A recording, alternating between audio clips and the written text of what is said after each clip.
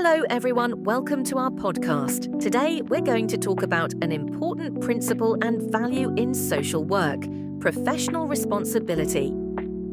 In our everyday work as social workers, professional responsibility is closely connected to how we behave, how we make decisions, and how we protect our clients. Today we'll be discussing what professional responsibility really means, why social workers need to follow this principle, and how it appears in real practice. To help us explore this topic, we've invited two guests to join the discussion and share their views and examples. Let's start with a simple question. What does professional responsibility mean in social work? Professional responsibility means that social workers are accountable for their professional actions and decisions. It requires us to act ethically, maintain professional boundaries, and work within our professional competence. In simple terms, being professionally responsible means that it's not just about wanting to help others. It's about helping people in a professional, careful, and responsible way in our daily work.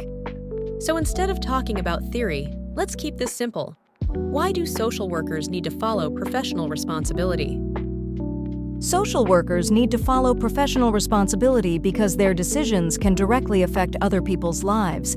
If they act carelessly or make decisions based only on personal feelings instead of ethical standards, clients may be harmed. Following this principle helps social workers stay professional, make fair decisions, and avoid crossing boundaries.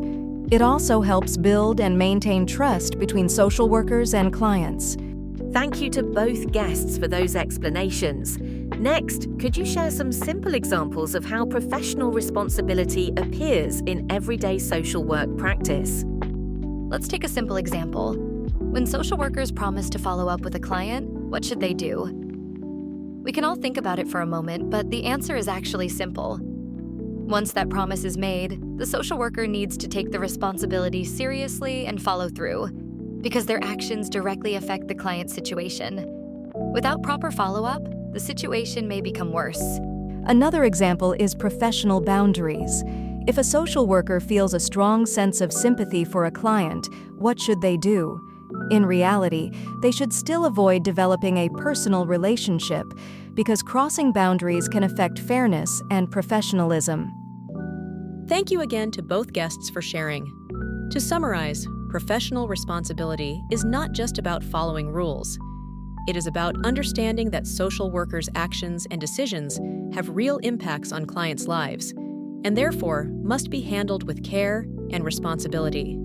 This is why social workers need to follow professional responsibility in their daily practice, to protect clients and to maintain trust in social work as a profession.